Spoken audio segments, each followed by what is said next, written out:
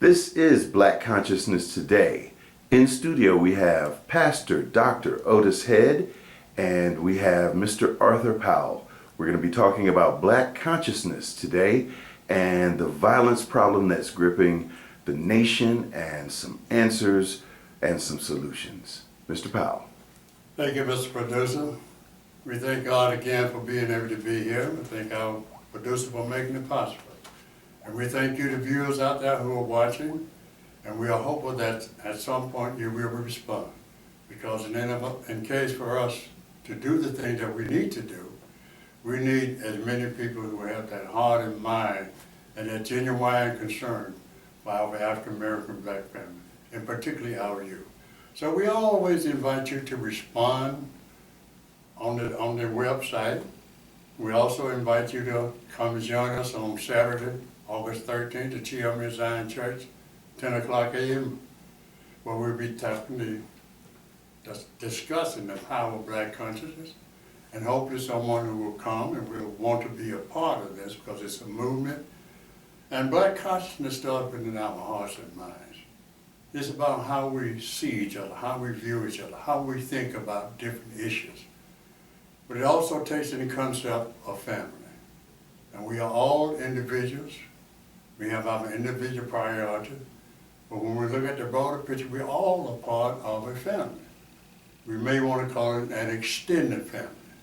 But within the family, if we focus within ourselves, begin to address some of our internal problems and differences, and realize we can have difference of opinion, different of thought, but yet we can unite our hearts and minds for the uplifting in this entire family. Maybe we begin to invest in ourselves. And I know the task before us is not an easy task, but I believe it's possible. See, the power of black country is a vision. Somewhere we've written that my people perish because they have no vision. But we have a vision. That vision is about the African American family coming together. And what we must make it possible.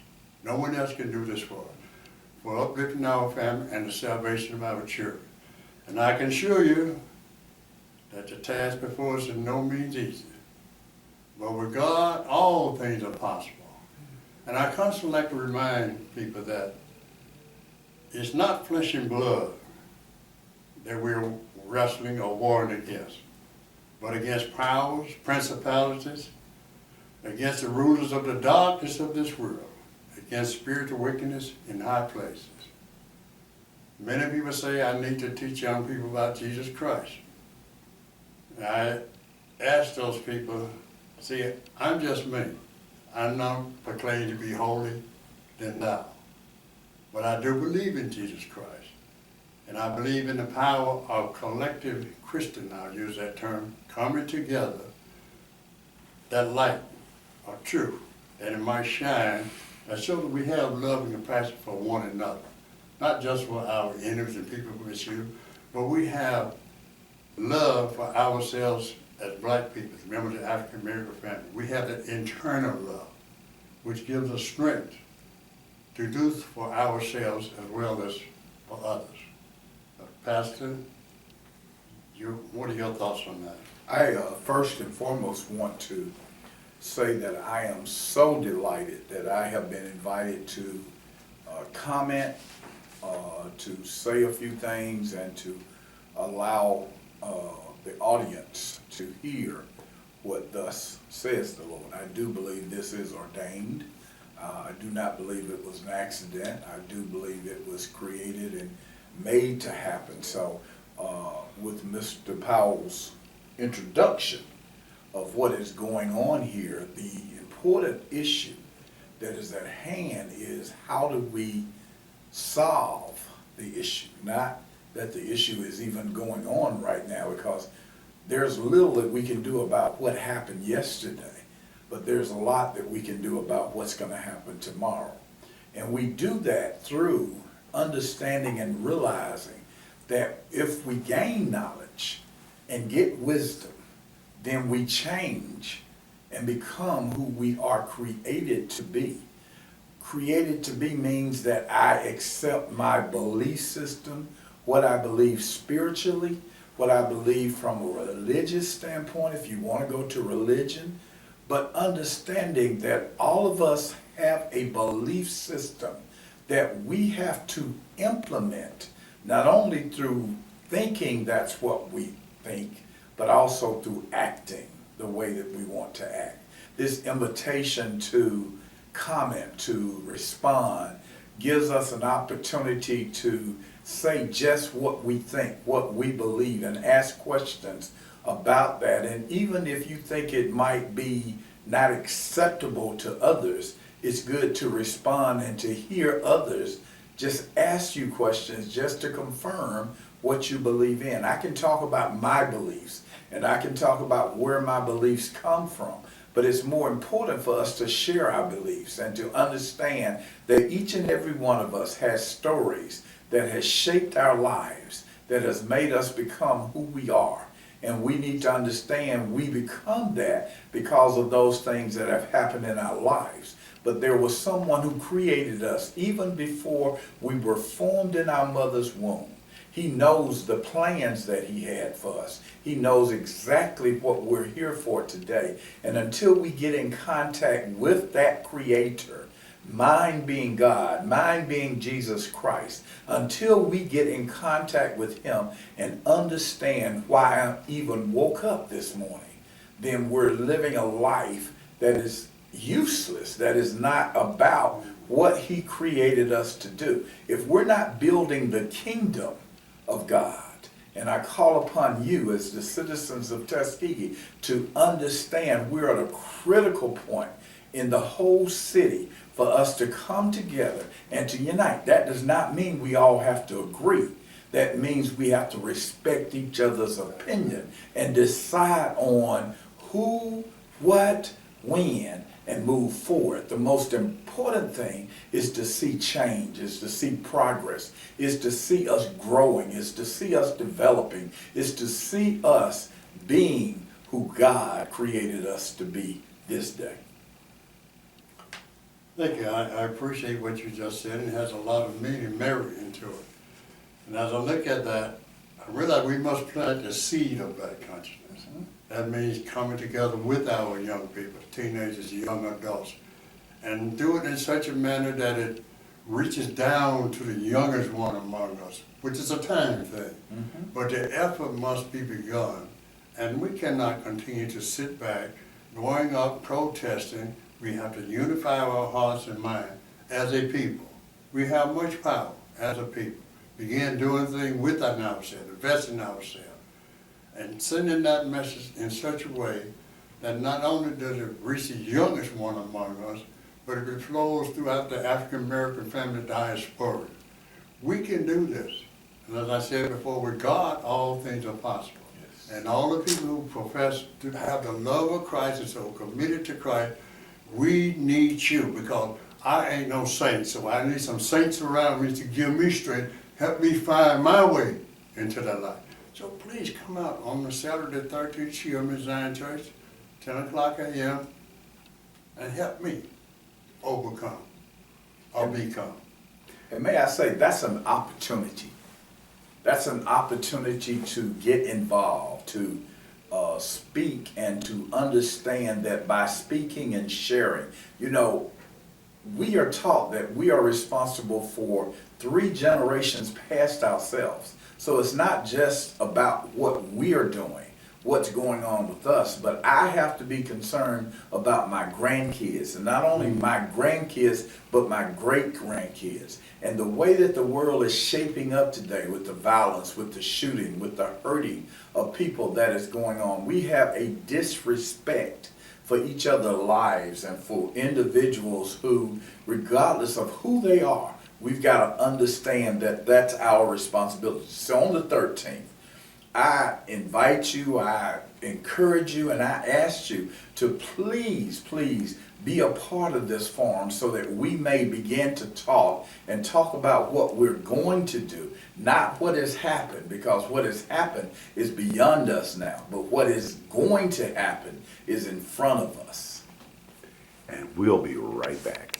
The views and opinions expressed on this program are those of the participants and not necessarily those of Wallace Media, the City of Tuskegee, or this station.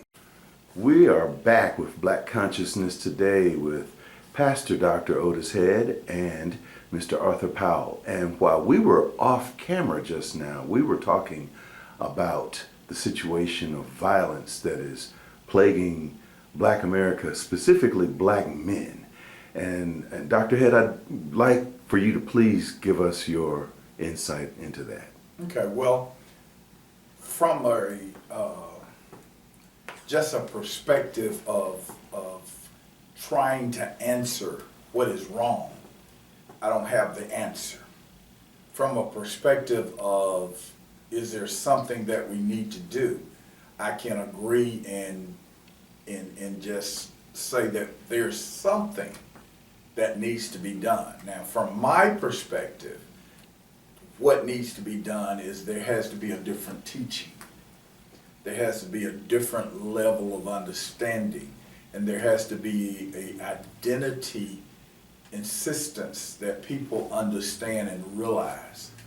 We are involved in making sure that young people, in fact, we're starting with 10th graders and taking them through a program, and the first session that we're going to have, or the session that we're going to have in August, talks about identity. Who am I? See, the Black man has been dealing with this identity crisis for a long time because they've been mistreated, abused, and taken advantage of. And that's something that's a reality. That's not something that we're making up. That's something that, as we see things that happen, even from hangings to right now the shootings that are occurring, there's a conception that people would want you to believe that it happens to them simply because they're Black.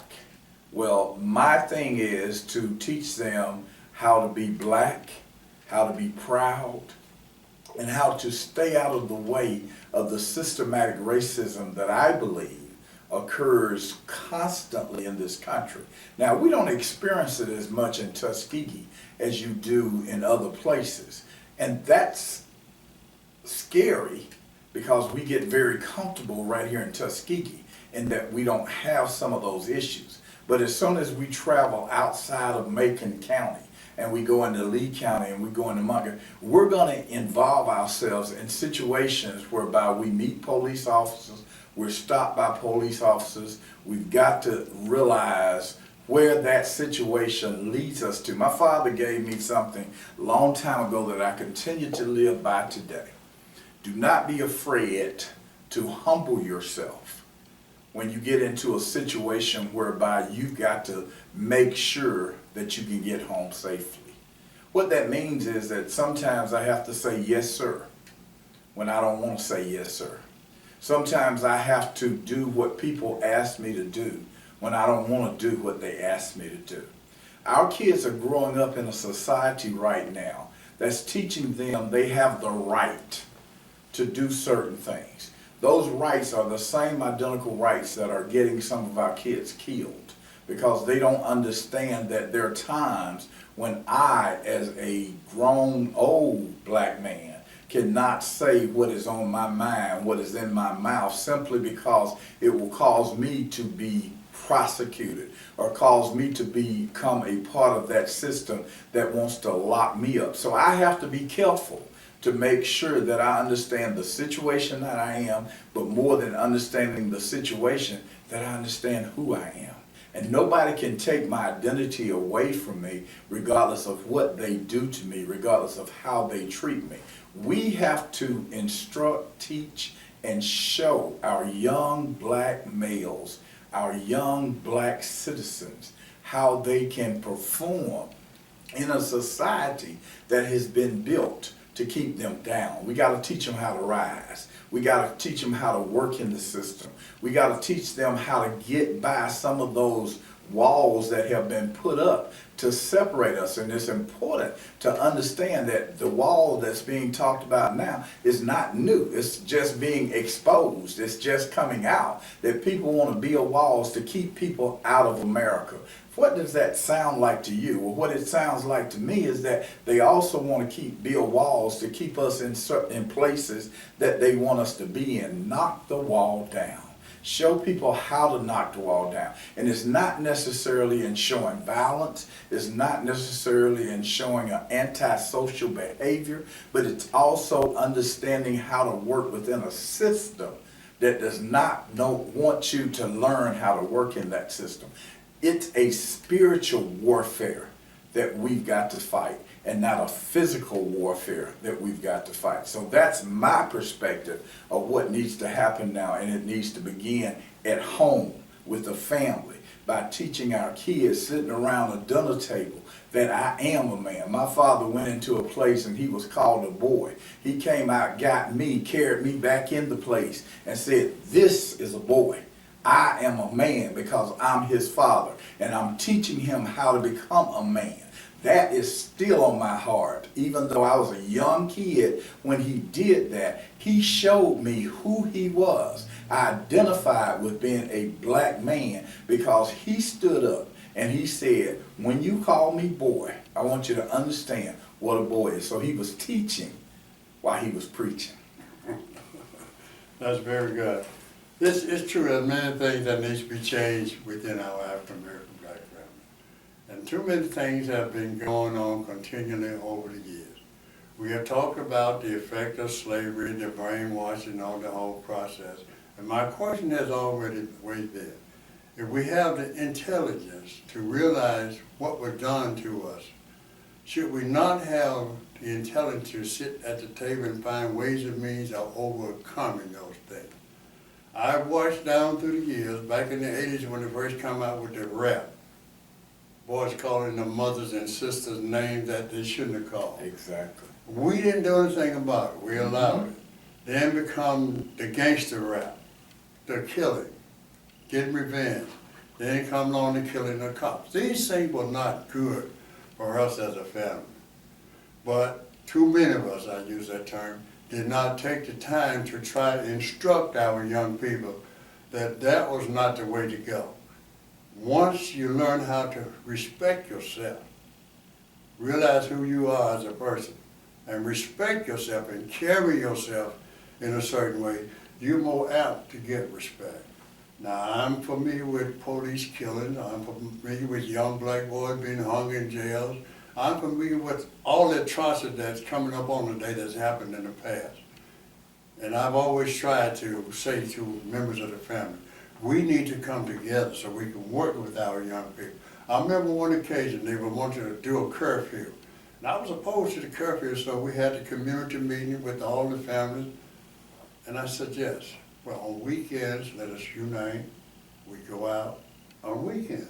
Walk the streets with our young people and talk to ones that we can. But not one parent was willing to go out there and try to talk to the children. I said, wait a minute, these are our children.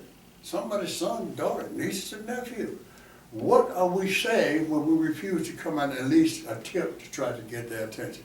We are saying to them, we don't give a damn. And they're responsible to let the police come down and beat the whack out of them. That's not the way. We lost some things within ourselves, all I'm trying to say.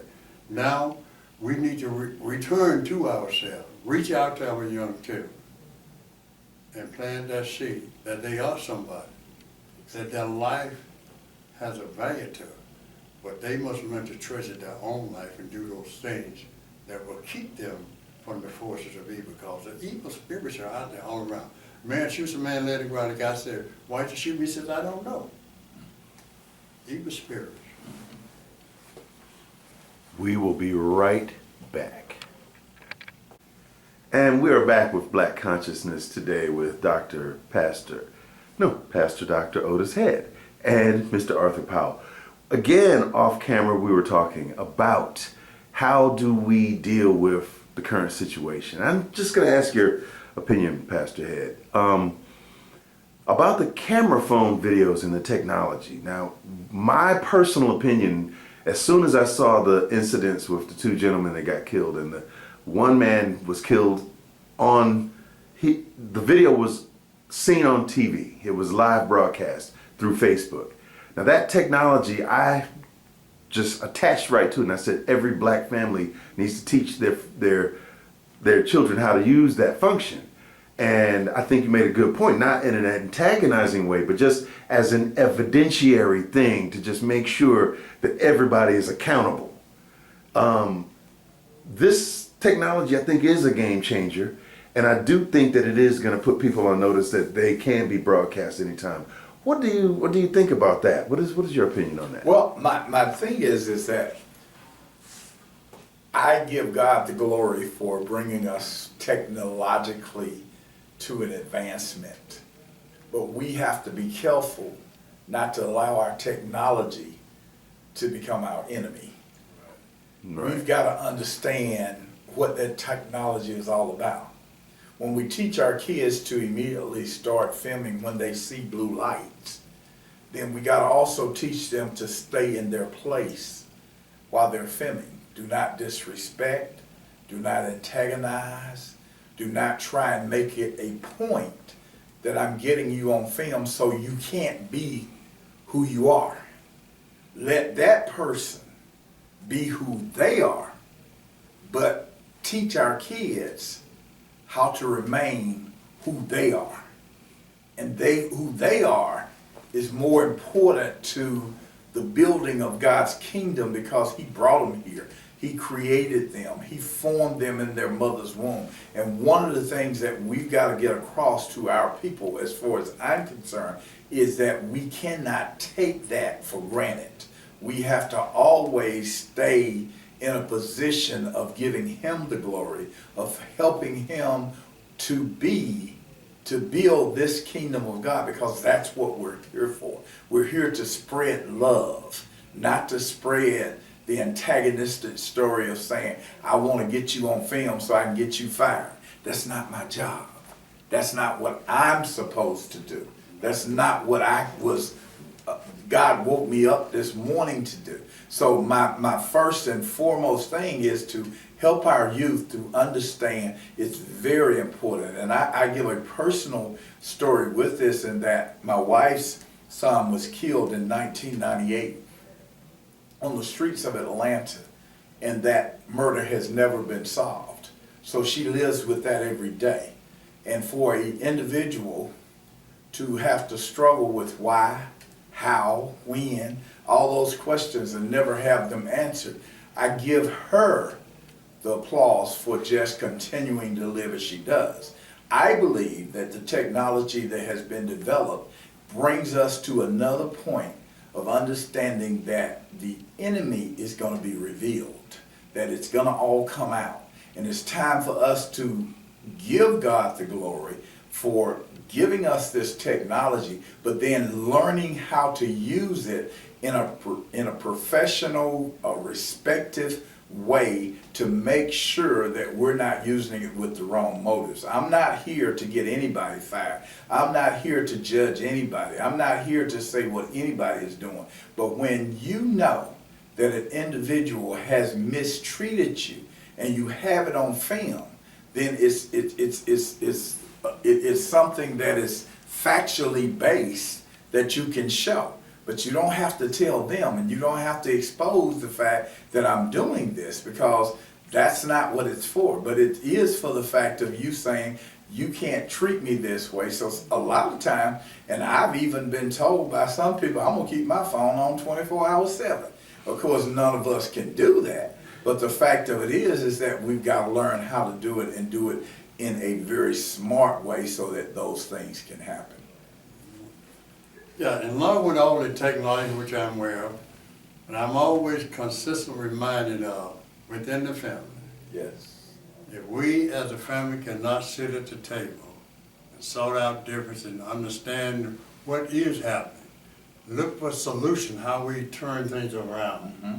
I think that is utmost key to bringing that unity, because it empowers us to address these situations. And once we learn that our lives are precious and we stop taking each other's lives, that's going to have an effect. once we show love, respect for one another. And That's good. that can happen even when we're sitting around the table. And what does that do to your children? It shows your children that I have respect for my wife. Right. I have respect for your mother. I have respect for your brother, your sister. And you've got to have that same type of respect. That goes outside of the house. My dad used to say all the time, when you leave this house, you represent more than just you. Just yourself. You got to represent the family. You got to represent who we are. And we are the Head family. So go out and understand that that's who you represent. Now, we teach that from a different perspective. We are all God's children. And we all belong to God's family. What happens if everybody who walks out of the door believes that I'm leaving today to go love on somebody instead of insulting somebody? What happens today if we go out believing that we are to share today instead of taking away, as far as that's concerned? So it's very important, that family structure that you talk about, that's where it starts. Yes, and that's why I focus on the family. Because when I say your family, my family, I am talking about the extended family. Yes. The African American family throughout the black diaspora, that family, making those connections from Macon County to Osada, wherever that might be. That connection, when we show that love, we show that respect, those things that we can do. Now here it says if she becomes president, she's gonna fight to have law enforcement become more equal, okay? But if we are not together and unified so we can apply the pressure, see, the pressure comes in different ways. It's all right to go out and protest, but it's better when we're unified. Some protest one way, some protest another, but we all protest together on one accord. This is what I'm talking about. Now, when it comes down to police, man, I've been many places. Policemen never pulled a gun on me till I hit Tuskegee, Alabama. And I'm saying, why are you holding a gun on me? Don't look at me. So I'm just saying, incidents do happen, is what I'm trying. So, as I said, we were talking to the sheriff. Prevent. What can we do to present circumstances? But we have some young people out here that are kind of wild, could get out of control. We don't want that to happen. So planting that seed of black consciousness of who we are, how we should carry ourselves. Yes, we need the law. They're important to us. But we must learn to respect them and respect ourselves and not put ourselves in certain positions. Teach our young people, you want to be a certain way. Okay. You want to accomplish certain things. But you can't do it just any kind of way. You got to learn how to weave your way through the obstacles of life. You may not get what you want because you want to be a certain way, and that's the obstacle that you create for yourself. So you have to learn how to accomplish what you need to accomplish in order so that you can become what you want to be. And what I'm saying to us as an African American black family, we want certain things. We need certain things. Together, we can have a whole bunch of things, but we must learn how to invest in each other. Whatever that be, investing in each other together, uplifting our family, showing that respect, it will cause other people to give us better respect. And they'll be more inclined to come sit at the table with us as equal, because when they fight one, they have to fight the whole family. At the bottom of your screen, it says skiggy181@hotmail.com. Reach out to us and give us some feedback. Let us know what you think about this program. And we will see you on another edition of Black Consciousness Today. Thank you, Dr. Head. Thank you, Mr. Powell. Thank you. Thank you. Thank you.